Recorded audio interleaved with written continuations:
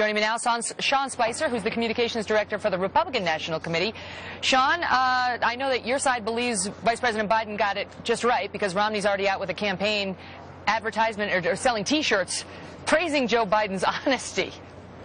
Yeah, well, good afternoon, Megan. I think we're actually starting this debate off with a little bipartisanship. We agree that the last 4 years has buried the middle class under this president's policies. We're seeing too many people unemployed, and we're also seeing a huge amount of debt piled on.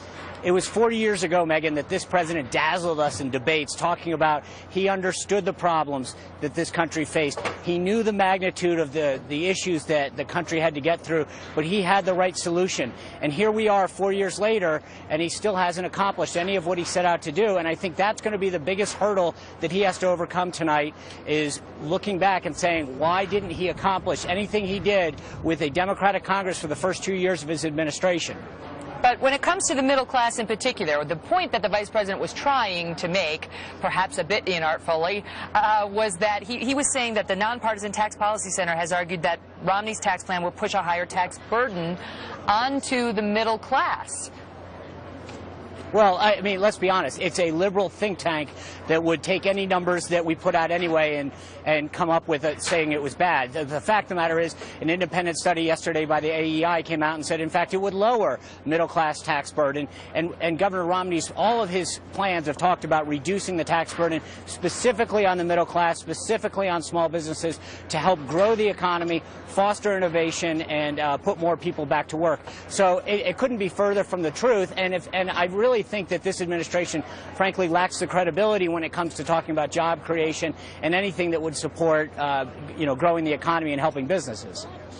Well, your friend, you heard your friend earlier talking about how housing's made a bit of a recovery and how they've stopped the bleeding and they've created all these jobs in the private sector. You know, President Obama argues it's not going to happen overnight. He needs another term.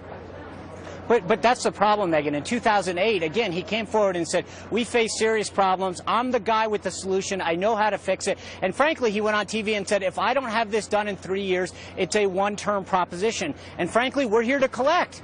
He made those promises to the American people. It's like any other good or service, and you go out, you hire somebody, and they say, I understand the problem that you face. I know how to fix it. I'll get it done by X time. If it's not done, they didn't do their job, and it's time to go out and replace them with someone like Mitt Romney and Paul Ryan, who do have a plan and a track record of success. I think any day of the week, last time, 4 years ago, we bought into a lot of slogans and rhetoric. This time, let's buy into competency and a track record of success. Although I know you also want to buy into Joe Biden's rhetoric because, as I say, the Romney camp already out with T-shirts with it. He's Sean, one of our favorite surrogates. Thanks, Megan. Thank you.